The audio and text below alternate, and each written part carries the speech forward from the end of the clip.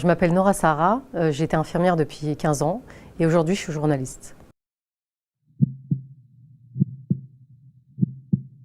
J'ai écrit le livre « Si les gens savaient ». Si les gens savaient, c'est parce que cette phrase, toutes les soignantes l'ont déjà dit au moins une fois dans leur vie. Et c'est la phrase qu'on entend le plus quand on est infirmière. C'est un livre pour les soignants, mais aussi pour les patients, pour qu'ils puissent comprendre l'envers du décor à l'hôpital. Donc moi, je n'avais pas du tout prévu d'arrêter le métier. J'ai fait face à la première vague comme beaucoup de soignantes. Et j'ai été malade. J'ai fait partie des premiers soignants contaminés. Et en fait, quand je suis revenue, je me suis rendu compte que dans le service dans lequel j'étais, on avait nié ma contamination, c'est-à-dire qu'on m'avait dit « vous avez été contaminé du Covid, mais pas chez nous », sachant que j'étais en confinement à 300 mètres de la clinique, seule, pendant 2 mois. Donc j'ai trouvé ça aberrant, et ce que j'ai trouvé encore plus aberrant, c'est mes collègues. On n'a pas testé mes collègues, on n'a mis en isolement personne. Et il se trouve que j'ai fait une rechute par la suite, j'ai fait une hypotension, et là la médecine du travail m'a dit non, stop, vous arrêtez. Et en fait j'ai tiré sur la corde comme beaucoup de soignants, et à la deuxième vague, impossible de prendre en charge les patients. J'étais un danger pour eux, mais pour moi aussi. Quand on est infirmière, aide-soignante, on fait face à l'urgence, on est toujours prêt. Mais là on n'était pas prêt. On n'était pas prêt, on n'était pas informé. Il n'y avait plus personne de la direction. C'était le désert à l'hôpital et on nous a dit qu'il faut être disponible 24 heures sur 24, 7 jours sur 7. Et puis on s'est rendu compte aussi qu'il n'y avait pas de matériel.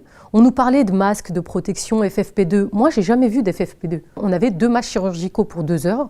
Des gants, il nous arrivait à ne plus en avoir en fin de service, à faire avec les moyens du bord. Quand on n'a pas de blouse, quand on n'a pas de gants, on fait comme on peut, avec ce qu'on a. Pour la première fois, j'ai mis des sacs poubelles sur ma tête. J'ai vu que des infirmières, on leur remplissait des petites fioles de Manugel comme si c'était un parfum de luxe, entre guillemets.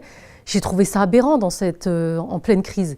Et puis, on ne peut pas dire que les établissements n'ont pas d'argent. Mais en fait, on n'a pas d'argent pour les soignants. On est là pour soigner, mais en fait, qui nous soigne? On nous a jetés comme ça au front, comme on dit, en guerre, mais avec rien, sans armes.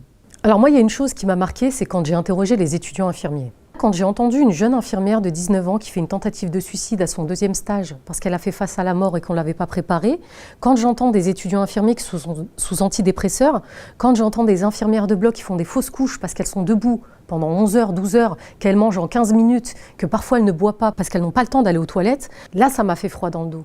Alors moi, ce qu'elles m'ont demandé, c'est de passer le message, c'est qu'elles ont besoin qu'on les écoute. Tout d'abord qu'on les écoute par rapport à la réalité du terrain. La réalité du terrain, c'est quoi? C'est qu'il n'y a pas de matériel, il n'y a pas de personnel. Quand on me raconte qu'il manque des fois des antiseptiques, qu'il manque des perfusions, qu'il manque des compresses, on se dit qu'on est en France en 2020-2021 et qu'aujourd'hui on en arrive là. Et c'est ça en fait qu'elle demande, c'est de pouvoir prendre en charge les patients dignement, d'avoir du temps pour eux aussi, parce qu'elles n'ont pas le temps, elles ont l'impression de soigner des machines, elles ont l'impression elles-mêmes d'être des machines et de soigner des machines.